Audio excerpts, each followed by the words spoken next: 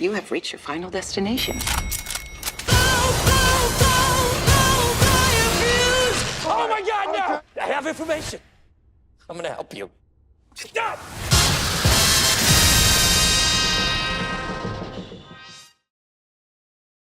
Hey, Mort. My name is Dempsey. I'm a writer and critic for Cinefied. It is a pleasure to be speaking with you today. How are you? Hey, Dempsey. Great to meet you. I'm very well. All right. First and foremost, I got to say, I really did enjoy this film, but I have to press you on this because I've heard a rumor that the voiceover was not in the original cut. Is that true? Can you talk to me about that? Yeah, that is wrong. it is a weird rumor. But when we first premiered the movie at TIFF, we had Bill do the voiceover, and Gotcha. that was sort of the decision we were making in the editing process. It was like either go with John or Bill, and there were sort of two ways to put it. It was like more on the emotional side, more on the funny side, and TIFF was sort of a rush job, so to speak. It was like, all right, we need to get done. We need to screen this, so we made a decision. And after the screening, we were like, we think the John with his fun, like the funnier version, basically works better for us. And so that's the truth to the rumor. Okay, all right, yeah. Sorry, I don't think I phrased the question wrong. I knew the narration was always in it, but who did the narration? Thank you for clarifying. Pleasure to be speaking with both of you today. I'm a very big fan of both of you. For the longest time, I should say, because I know you guys have extensive careers. Now, without further ado, I want to say I really enjoyed the movie, and particularly both of your performances. My first question is for Famke. This is not your first villain role, and while you are kind of a pro at this point at being so, I guess, one of those characters that you love to hate on screen. What drew you to this role specifically? First of all, thank you for all the compliments. Very Right? nice. Yeah, Very thank you. Nice nice. intro. We really appreciate It's like you're in the room with us. I know. You are in the room with us. So, but yeah, I mean, every project when it comes along, I sort of look at it going, first of all, the ensemble, who am I working with? Who's the director? What's the vision? And, all of these things count enormously. But then character-wise, is there something that I can do? Is there something I have to connect personally to, however insane these characters sometimes are? I have to find a hook into it. And I found a hook into her when I read it. And then as I was exploring it, I just took that, a little further just to make her, to me, she just has I think she has a mental illness. And I think she is just, becomes this hermit and afraid of the outside world and, has gotten deep into her mind and really lost from where she was to, where she now, with all the things that have happened in her past and, reconciling those things in her mind. And so I think that's where we find her. Ultimately, and that to me was where I thought, okay, this could make her different from anything I've played before. I really enjoyed both of your performances. Hilarious in this movie.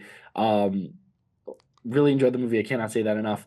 My first question is for you, Isaiah. I'm sure I'm not going to be the only person, at least I hope I'm not, to point this out. But this isn't the first time you started a movie with Bill.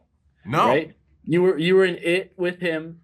But what was it like having him as an ally this time around as opposed to like a demonic entity? Oh, refreshing. Let me tell you. To have him on your team is much easier than to be running away from him when he's wearing a scary clown outfit. Trust me. By the way, the Funkos that you're missing are the Benny and Basho Funkos. Benny and Basho Funkos. Yeah, you need those behind you. Yeah. Okay, for sure. I'll be on the lookout. We'll get you some of those. We'll send them straight through. I'm going to hold you guys to that. Going back to the film, like I said, I really did enjoy it. But one thing I noticed during the credits, Sam Raimi, a producer, how the hell do you get someone like Sam Raimi to say, like, obviously, after watching the film, I know how the hell he joined it or why the hell he joined it, but how did you get his attention with this movie?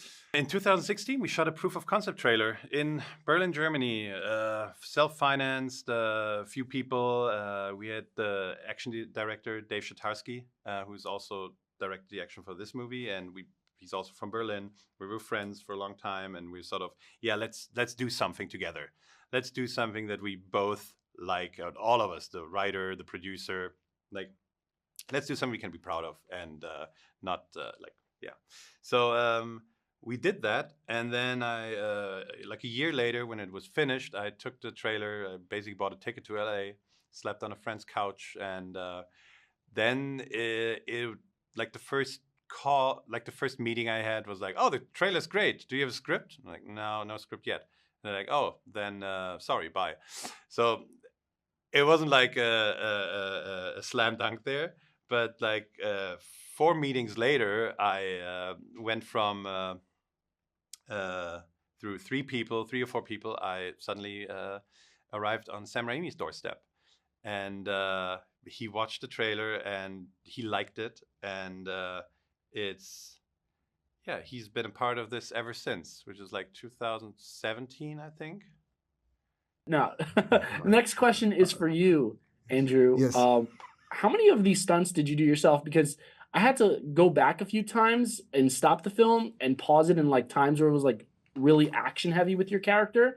And I was like, doesn't look like a stunt double here. So what was the ratio of like actual stunts done by you to like stunt double stunts? Well, yeah, go on.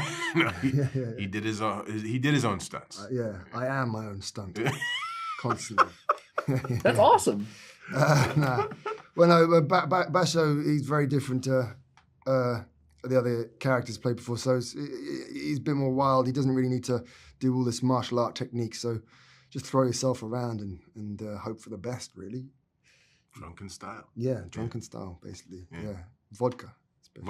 The vodka style. This movie looks like it was so much fun to film, but was there one scene in particular that stands out to either of you guys? And I would love to hear if you guys both have different answers.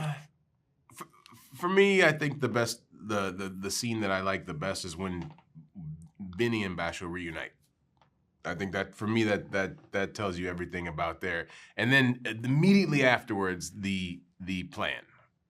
You know, them teaching the plan to Boy, the fact that they're doing it on this chalkboard, and he's sitting there by himself with his imaginary friend or whatever. But that to me, that's the best part. Yeah. Again, I don't want to say it's because it's us two. Yeah. But it's probably the best part because it's us two. Just saying. I think it's a strong cast all around there, like Sharlto, Brett. Everyone's so talented. I was just a really, really cool cast. Yeah. To be part of. But let's not. I mean, and Michelle. I mean, Yeah. like obviously, Famke. I don't want to give away anything about.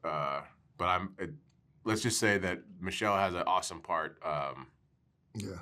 During the fight scene. That's it. Again, not as cool as us because we need to push. We need to push this. Never stop pushing.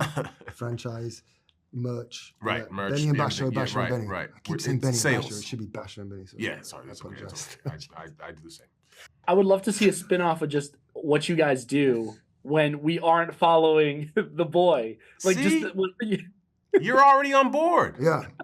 You are one of many. We are planting the seed. Yeah. You know, the Basho and Benny army. It's currently germinating now with its Yeah.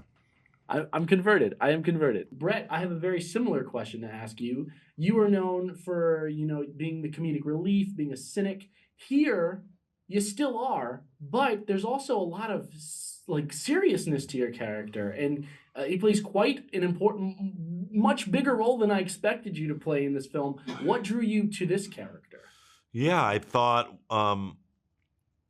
with him that there was a deep sadness to him and a deep regret to him that he's, and it's sort of culminating in when the movie takes place that he is really realizing that his life has not been the life that he wanted, So rather than being a homicidal dictator, he's an artist, and so he has this dream that has not and may not ever be fully realized, and at the same time, I think is experiencing a lot of guilt and regret for the bad things that he's done, and very much punishing himself. He's an alcoholic.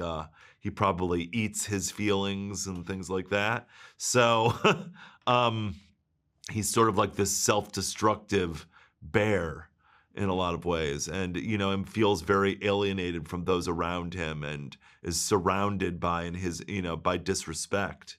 So yeah, he's a character who's in a lot of pain, and that really drew me to him. But at the same time, he uses humor as a mask to push that down and sort of get through the day. So seeing the film, it feels very evident that there is so much more story to be told. Like the whole time I was watching it, I said, we're seeing like a small pocket of whatever world this is.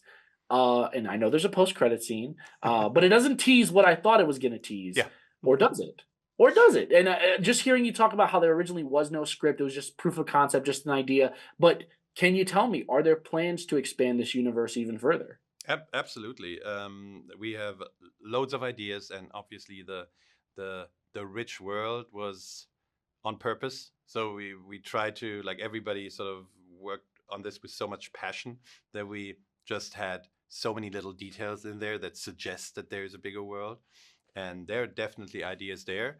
But we gotta have to wait how this all plays out now and see if people want to actually see a sequel to that. And if so, then I'm happy to jump in and tell more stories. I think I only have time for one more quick question, but if I could just ask both of you for a very short answer for this, what is something that you hope that people take away from the film? Give me a prequel. Yeah. Spin-off prequel. Those guys. No, we want them to have fun. We just want them to have fun, we want them to enjoy entertain. it. Of course, It's not. It's fun for a bit of escape. We want it to be a movie that people see more than once. Yeah. And we want it to go down as a cult classic. Yes. That's what we want. Yeah. Great answer. Guys, it was a pleasure to speak to both of you. I cannot wait for other people to see this movie and experience you guys. I guess I cannot wait to see what both of you do next. So awesome. Take care. Oh, thank you. Thank you very much. Take care. Cheers. Now, I think that's all the time that I have for you guys today, but it is a pleasure to be speaking to both of you guys. I think you guys are both legends in your own right, in your own genres. And I wish you the best of luck with this film. And in our own minds. Yeah. And everything else you guys have coming out after this. Take care. Moritz, I just want to reiterate, it is a pleasure to speak with you. Thank you so much for letting me watch the film, and I cannot wait to see what you do next. Thank you so much. I really appreciate it. Take care.